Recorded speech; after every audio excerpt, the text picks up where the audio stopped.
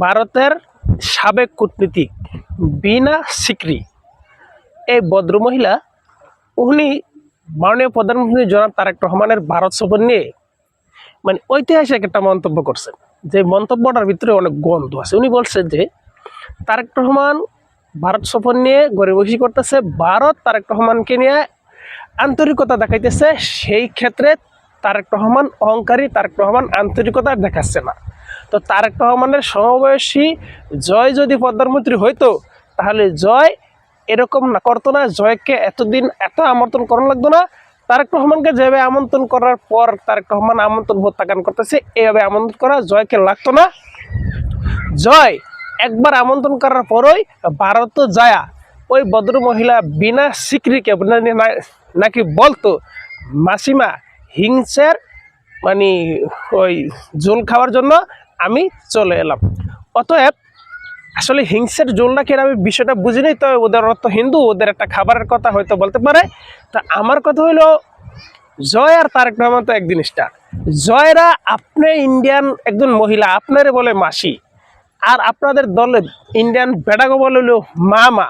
বিদায় তো আমরা বলি দুঃখিত, জয়ের মামাবাড়ি ইন্ডিয়া, জয়ের মামাবাড়ি ইন্ডিয়া। বিদায় জয়ের মা উনি স্বামীর পরিচয় বাদ দা বাবার পরিচয় বাসে শেখ হাসিনা, কিন্তু মূলত উনি তো শেখ হাসিনা না, উনি হলো ওয়াজেদ হাসিনা।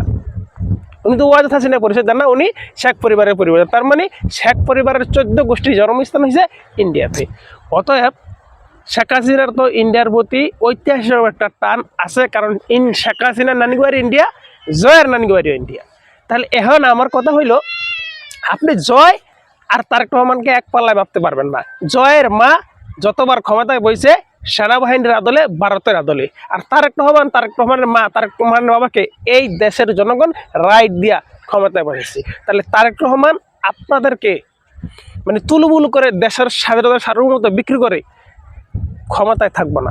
যেমন তারেক রহমানের বাবা তালপট্টি নিয়ে আপনাদের সাথে আপোষ করে নাই, বিদায় আপনারা তারেক রহমানের বাবাকে হত্যা করছেন, আমরা বলি নাই। তারেক রহমানের মা আপনাদের সাথে বর্ডার কেলেঙ্কারি নিয়ে আপোষ করে নাই। আপনারা রৌমারির কাহিনী হয়তো ভুলে গেছেন, বলেন নাই। আর রৌমারির কাহিনীর বিষয়ে কিন্তু আপনারা বিষয়টাকে কেন্দ্র করে কিন্তু আপনারা পিলখানা হত্যাকাণ্ড ঘটাইছিলেন, তারেক রহমানের মাকে ক্ষমতাচ্যুত করছিলেন। তারেক রহমানের মা আপনাদের সাথে দেশের স্বাধীনতার সার্বভৌমত্ব বিক্রি করে ক্ষমতায় থাকতে চায় নাই, আপনাদের আধিপত্যের বিরুদ্ধে প্রতিবাদ করছে।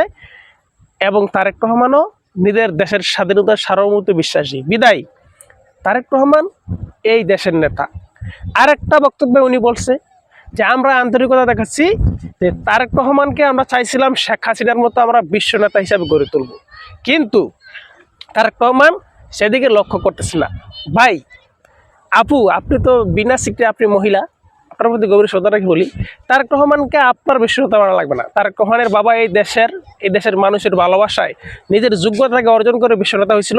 তারেক রহমানের মা একই পদ্ধতিতে এই দেশের মানুষের ভালোবাসার অর্জন করে বিশ্ব নেতা হয়েছিল। ঠিক একইভাবে তারেক রহমানকে এই দেশের মানুষ বিশ্ব নেতা হওয়ার মতো ম্যান্ডেট দিছে। উনি আশা করি দেশের মানুষের ভালোবাসায় দেশপ্রেম নিয়ে বিশ্ব নেতা হবে। ওইটা নিয়ে আপনাদের এত চুলকানি করার কিছুই নাই।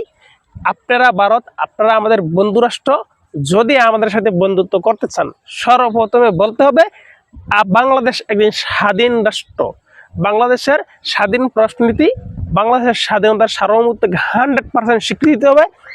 এবং আপনারা যে কয়দিন পরপর অখণ্ডিত ভারতের বক্তব্য দেন, এই বক্তব্য প্রত্যাহার করতে হবে। বাংলাদেশের বর্ডার সুরক্ষা করতে হবে, বর্ডার গুলি করা বন্ধ করতে হবে। বাংলাদেশের রাজনীতি হস্তক্ষেপ করতে পারবেন না, এবং বাংলাদেশে ন্যূনতম মাদক বাংলাদেশে ঢুকাইতে পারবেন না। আপনারা বাংলাদেশকে সম্মান করে সমতার বন্ধুত্ব করতে আসেন, আমরা আপনাদেরকে অবশ্যই স্বাগত জানাবো।